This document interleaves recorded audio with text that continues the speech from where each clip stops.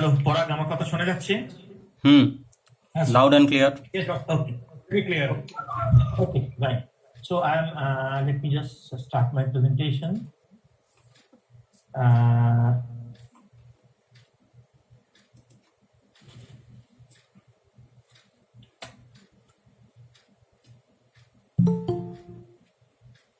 Okay, how do I do it? Full screen.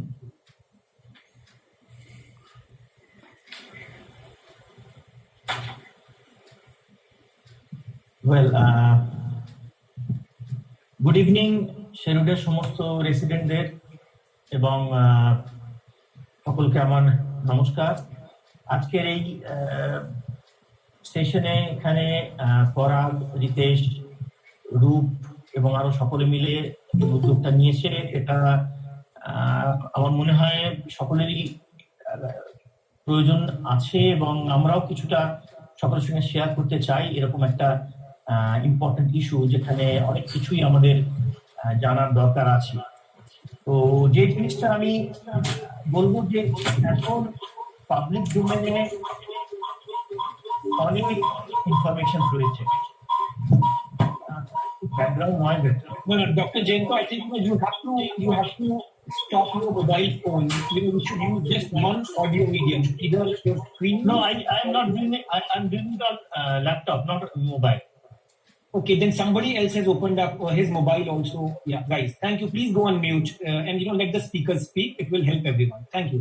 Yeah, Dr. Yeah. Okay, so প্রচুর information public ডোমেনে social media সব জায়গায় রয়েছে এবং কিছু কিছু ইনফরমেশন আছে সেগুলোর মধ্যে মানুষের অনেক কনফিউশন আছে। নট অনলি দ্যাট, এই ডিজিজটা 5-6 মাসের পুরনো, সুতরাং সারা পৃথিবীতে আমরা প্রতিদিন এই ডিজিজটা থেকে শিখছি যে কি হতে পারে।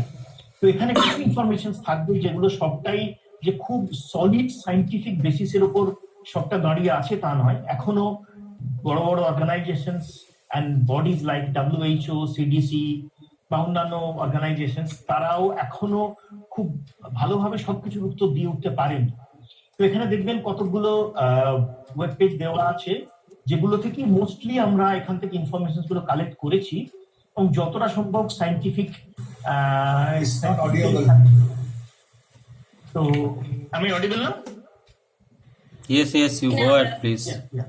সো এখান থেকে আপনারা পরে দেখে নিতে পারেন। এই স্লাইডটা আমার সঙ্গে শেয়ার করেছে রূপ। এটা দেখে আপনারা বুঝতে পারবেন যে উপরের এই ব্লু যে গ্রাফটা, জিগজ্যাগ গ্রাফটা, সেটা হচ্ছে ডেইলি কত কেস হচ্ছে এবং বাট দ্য অ্যাভারেজটা আস্তে আস্তে উপর দিকেই উঠছে।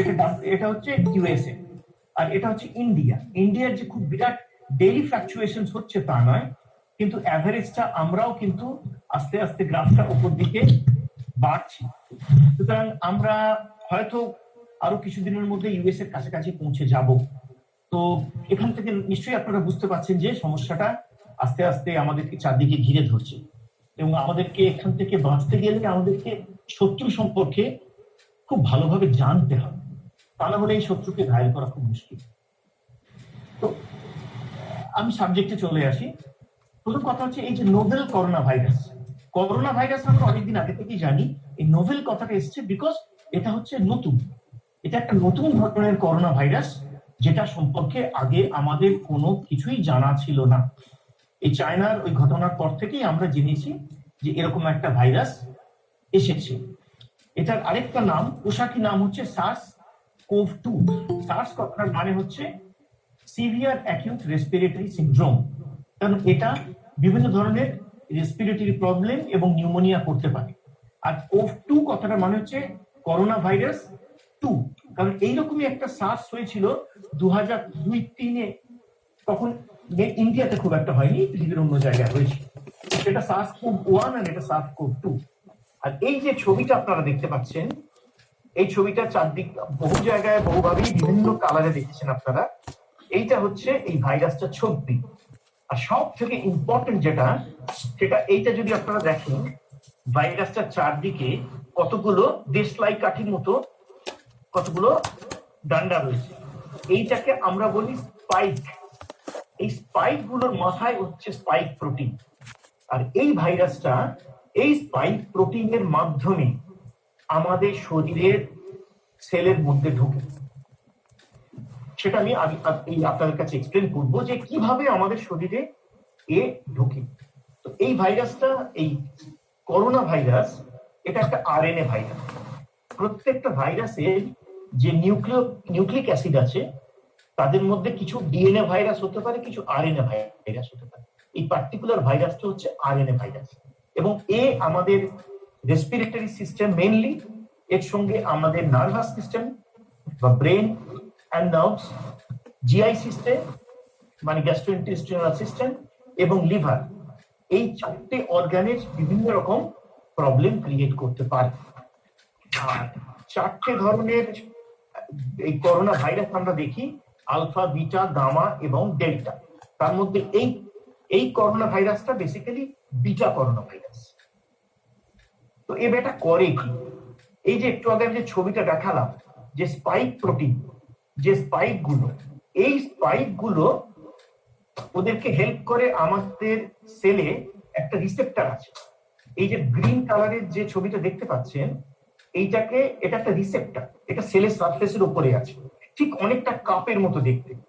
এবং এই রিসেপ্টর গুলো আমাদের শরীরে বিভিন্ন প্রোটিন, ভালো প্রোটিন হতে পারে, যে কোনো প্রোটিনকে ঢুকতে গেলে এই রিসেপ্টরের মাধ্যম দিয়ে ঢুকতে হয়। আমরা যেরকম আমার বাড়িতে ঢুকতে গেলে আমাদের দরজা লাগে, আমরা তো দেয়াল ভিতরে ঢুকতে পারি না, তো সেরকম সেলের মধ্যে ঢুকতে গেলেও তাদের কতগুলো দরজা আছে, এবং সেই দরজার কতগুলো তালা। সেই আপনার বাড়ির চাবি যদি আপনার কাছে থাকে, তাহলেই আপনি আপনার নিজের বাড়িতে ঢুকতে পারবেন, অন্য কেউ তার তালা দিয়ে আপনার বাড়িতে ঢুকতে পারবেন। তো সেরকম এই ভাইরাসটা, এরা একটা অদ্ভুত একটা ক্যারেক্টার আছে।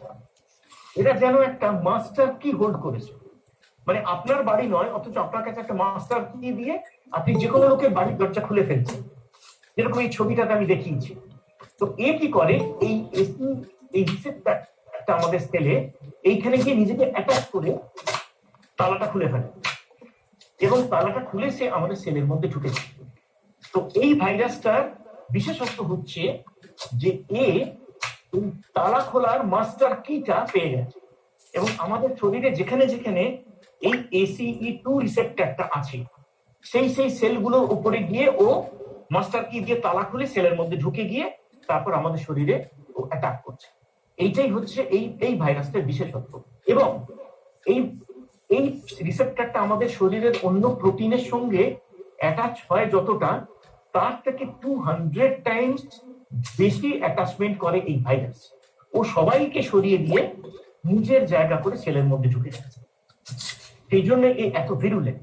এবং এই যে ছবিটাতে আপনারা দেখতে পাচ্ছেন যে শরীরের এই জায়গাগুলোতে, লাং, ইন্টেস্টিন, ব্রেন এবং আমাদের নাকের মিউকাস মেমব্রেন, এইসব জায়গাতে ওই রিসেপ্টরটা আছে, এবং এই রিসেপ্টরের থ্রু দিয়ে এরা এই অর্গানগুলোতে ছড়িয়ে পড়ছে। এবারে এলো কোত্থেকে? এই করোনা ভাইরাস দেখা যায় যে এরা অ্যাবান্ডেন্টলি অ্যানিমালসদের মধ্যে ছিল, এবং এর ন্যাচারাল হ্যাবিটেট হচ্ছে বাদুড়ের মধ্যে। বাদুড়ের যে করোনা ভাইরাস, তার যে জেনেটিক স্ট্রাকচার, সেটা আজকে আমাদের যে করোনা ভাইরাস তার সঙ্গে প্রায় 85 to 90% মিলে যায়। কিন্তু বাদুড় থেকে মানুষের মধ্যে এরা আসতে পারে না, এদের একটা ইন্টারমিডিয়েট হোস্ট লাগে। তো আমাদের ক্ষেত্রে আমরা 3টে করোনা ভাইরাসের প্যান্ডেমিক দেখেছি লাস্ট 20 বছরে। প্রথমটা হচ্ছে সার্স-কোভ বা SARS-CoV-1, যেটা 2002-03 হয়েছিল। সেখানে ব্যাট থেকে ওরা গেছিল সিভেট বলে একটা অ্যানিমেল আছে, নিশ্চয়ই দেখেছেন, ওই ছোট ভোঁদরের মতো দেখতে। সিভেটের মধ্যে দিয়ে এদেরকে আমরা বলি ইন্টারমিডিয়েট হোস্ট। এদের মধ্যে দিয়ে ভাইরাসটা গিয়ে তার কিছুটা ট্রান্সফরমেশন হয়ে then they jump to the human being.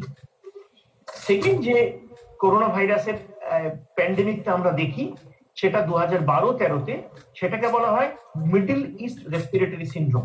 এটা হয়েছিল বেসিক্যালি মিডল ইস্টে, এবং সেখানেও ব্যাট থেকে এটা গেছিল ক্যামেলের মধ্যে, এবং ক্যামেল থেকে এরা চলে এসেছিল হিউম্যানে।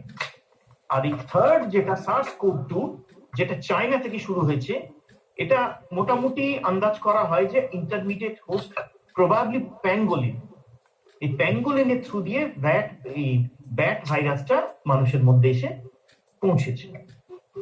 কি করে এটা ট্রান্সমিটেড হয় একটা মানুষ থেকে একটা মানুষে? সব থেকে ইম্পর্টেন্ট ট্রান্সমিশন হলো ড্রপলেট বা এরোজল। আমরা যখন কথা বলি বা হাঁচি বা কাশি, আমাদের মুখ থেকে ছোট ছোট ছোট ছোট লালার ড্রপলেট বেরিয়ে আসে। যদি যেগুলো 5 থেকে 10 মাইক্রোমিটার ডায়ামিটারের হয় তার একটু বড়, এদেরকে আমরা বলি ড্রপলেট। আর 5-এর নিচে যেগুলো হয় তাদেরকে আমরা বলি এরোজল। এটার তফাৎটা কি? ড্রপলেট যেহেতু একটু বড়, ওরা ভারী, ওরা বেশি দূর যেতে পারে না, গ্র্যাভিটিতে গিয়ে প্রজেক্টাইলের মতো দূরে গিয়ে পড়ে যায়।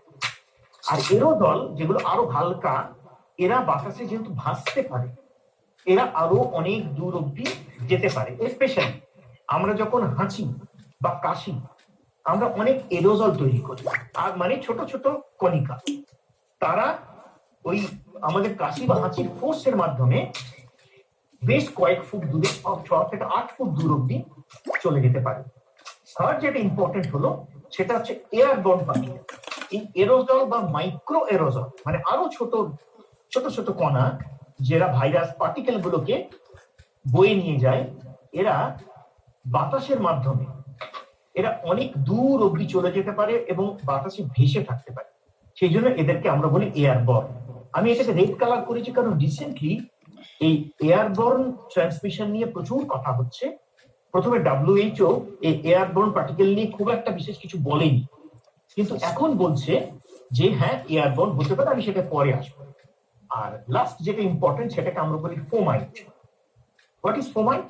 ফোমাইট মানে হচ্ছে এই যে ইনফেকশনটা একটা মানুষ থেকে একটা মানুষে যাবে একটা ইনঅ্যানিমেট অবজেক্ট থেকে। মানে ধরুন একজন কাশলো, সেই কাশির ড্রপলেট গুলো পড়লো একটা টেবিলের উপর, সেটা একটা ইনঅ্যানিমেট অবজেক্ট। সেই টেবিল থেকে কারোর একটা হাতের মাধ্যমে চলে গেল আরেকটা মানুষের মধ্যে। তাহলে man to man transmission through an inanimate object, সেটাকে আমরা বলি ফোমাইট। যেটা আমি একটু আগে বলছিলাম যে আমাদের কাশির ভেলোসিটি হচ্ছে 10 মিটার পার সেকেন্ড, সেটা 2 মিটার অব্দি ড্রপলেটটাকে বা এরোজলটাকে নিয়ে যেতে পারে। ওয়ারাস আমাদের হাঁচির ভেলোসিটি হচ্ছে 50 metre per second, very portable, এবং এটা 6 মিটার অব্দি মানে 20 ফুট অব্দি এই এরোজল বা ড্রপলেট গুলোকে নিয়ে যেতে পারে। ওয়ারাস আমাদের নর্মাল কথা বলা বা নর্মাল নিঃশ্বাসে যেগুলো যে পার্টিকেল গুলো বেরোয়, সেটা 1 থেকে 1.5 মিটার পর্যন্ত ম্যাক্সিমাম যেতে পারে। সুতরাং হাঁচি কাশি যদি কেউ দেয়, তাহলে স্পেশালি হাঁচিতে অনেক দূর অব্দি কিন্তু ভাইরাস পার্টিকেল গুলো ছড়িয়ে যেতে পারে তার থেকে। এবং এই যে ভাইরাস পার্টিকেল গুলো ছড়াচ্ছে, এরা আমাদের শরীরে ঢোকার 3টে রাস্তা: চোখ, নাক এবং মুখ। মূলত নাকের মধ্যে দিয়ে আমাদের রেসপিরেটরি ট্র্যাক্টে যাচ্ছে, মুখের মধ্যে দিয়ে যদি আমরা সেই হাওয়াটা নিই তাহলে সেটাও আমাদের রেসপিরেটরি ট্র্যাক্টে যাচ্ছে। চোখের মধ্যে দিয়েও কখনো কখনো দেখা যায় যে এটা ট্রান্সমিটেড হয়। এটা নিয়ে যদিও অনেক কন্ট্রোভার্সি আছে, কিন্তু তাও দেখা গেছে যে ভাইরাস চোখের থ্রু দিয়ে যাওয়ার একটা উপায় আছে। সেই জন্য এই যে ছবিটা আমি দিয়েছি, যেখানে এই লোকটি মাস্ক দিয়ে তার নাক, মুখ এবং চশমা এবং ফেস শিল্ড দিয়ে তার চোখ ঢেকেছে, এই জিনিসটা অ্যাকচুয়ালি আপনাকে এই 3টে পসিবল রুট দিয়ে ভাইরাসটা আপনার শরীরে ঢোকাটাকে আটকাতে পারে। মাত্রের কথায় আসি, ডক্টর জাভেদ একটু পরে এই সমস্ত পার্সোনাল প্রোটেকশন ডিটেলে বলবেন। জাস্ট একটা ছোট্ট ইনফরমেশন দিই যে ধরুন একজন কোভিড ক্যারিয়ার রয়েছে আর আপনি মাস্ক পরে আছেন, সেই লোকটি যদি কাশে, তার ড্রপলেট আপনার কাছে, এটা যদি আমি একটা নর্মাল ক্লথ মাস্কের কথা বলি, তাহলে আপনার 70% চান্স আপনার ইনফেকশন হওয়ার। যদি রোগী যদি মাস্ক পরে থাকে তাহলে ড্রপলেট গুলো তার মুখ থেকে আর তৈরি হতে পারবে না, সে কাশলেও মাস্কে আটকে যাবে। সেখানে আপনি যদি মাস্ক না পরে থাকেন তাহলে আপনার 5% প্রবাবিলিটি, আর দুজনেই যদি মাস্ক পরে থাকেন তাহলে এটা নেমে আসে 1.5% প্রবাবিলিটি। নাও এই যে নাম্বারটা বললাম 75 and 1.5, এইটা অনেকটা আরবিট্রারি, কারণ সিডিসি এই পয়েন্টটাতে বলেছে যে এরা এই ফিগারটাকে এন্ডোর্স করে না, কারণ এটা এই ফিগার গুলো কোত্থেকে এলো সেটা কোনো অথেন্টিক সোর্স নেই। But the idea behind this picture is actually right. So two persons talking to each other at a safe distance and both are wearing mask properly can actually prevent the transmission of infection from the infected to the non-infected person to a great extent. So this actually speaks in favor of mask use for everybody in public places. Okay. Second হচ্ছে ফোমাইট। ফোমাইট কি? এই যে আমরা হাঁচি কাশি, তো হাতেতে যদি আমাদের finger হচ্ছে সব থেকে ডেঞ্জারাস ফোমাইট প্রোডাকশনের জায়গা। এরা কি করে ওই ইনফেকশন গুলো নাক মুখ থেকে নিয়ে আরেকটা সারফেসের উপর ছেড়ে দেয়। যেমন এই ছবিতে দেখতে পাচ্ছেন যে একটা হ্যান্ডেল এই লোকটি ধরেছে, ধরুন এই ঠিক 30 সেকেন্ড আগে এই লোকটি হেঁচেছে তার নিজের হাতে, সেই হাতে ভাইরাস লাগলো ওই হ্যান্ডেলে এবং এই লোকটি ঢুকে গেল শপিং মলের মধ্যে। তার ঠিক 10 সেকেন্ড পরে আপনি ঢুকলেন ওই হ্যান্ডেলে হাত দিয়ে, আপনার হাতে ভাইরাস লাগলো। ডক্টর রায়, আপনার প্রেজেন্টেশনটা আরেকবার করতে হবে, একটু ইন্টারাপশন হয়ে গেছিল বলে প্রেজেন্টেশনটা স্টপ করে গেছে। প্রেজেন্টেশনটা আরেকবার করতে হবে, সরি। কোনখান থেকে? না যেখানে আছে সেখানেই জাস্ট ছবিটা আরেকবার দেখিয়ে দিন, মানে জাস্ট প্রেজেন্ট নাও আরেকবার করুন, প্রেজেন্ট নাওটা আরেকবার করতে হবে, sorry. Okay I'm going back. One second. I'm good.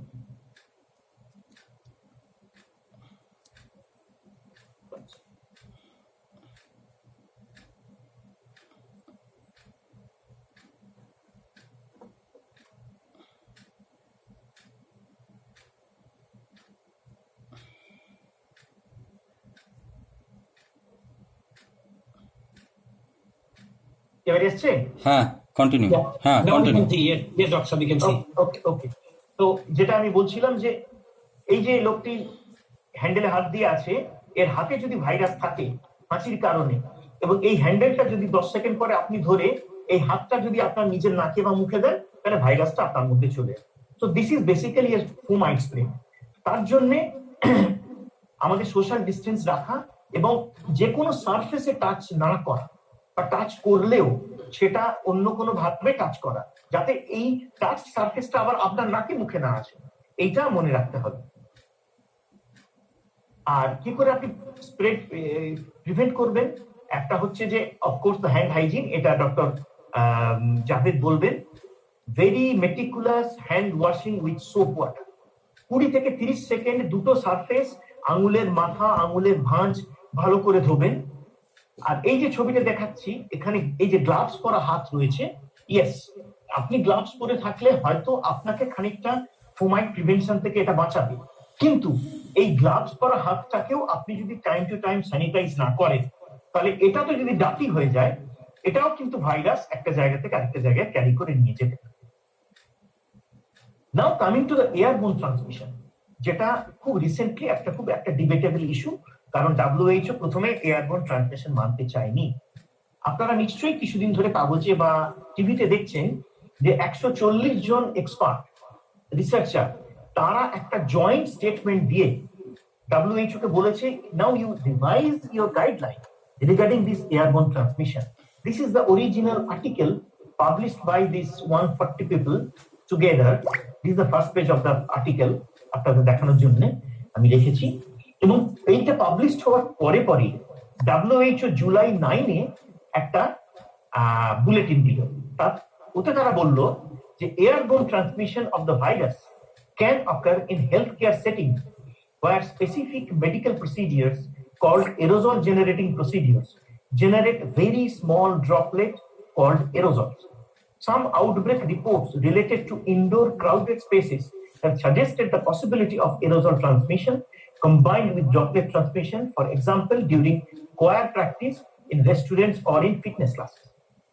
Exactly, এই কতগুলো ঘটনা আমাদের চোখে আঙুল দিয়ে দেখিয়েছে যে এয়ারবোর্ন ট্রান্সমিশন হতে পারে, যেখানে একটা স্পেসে, ক্লোজ স্পেসে, যেখানে দুজন মানুষ 2 মিটার কি 3 মিটারের কাছাকাছি আসেই, ইনস্পাইট অফ দ্যাট তারা ইনফেক্টেড হয়েছে।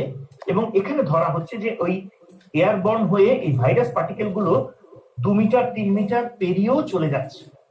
এবং কোয়ার প্র্যাকটিসে একটা আমেরিকাতে একটা ঘটনা ঘটেছে, যেখানে কোয়ার প্র্যাকটিস করেছে এবং যারা প্র্যাকটিস করছিল স্টুডেন্টরা, তারা কিন্তু প্রত্যেকেই অনেক ডিস্টেন্স মেনটেন করেছিল।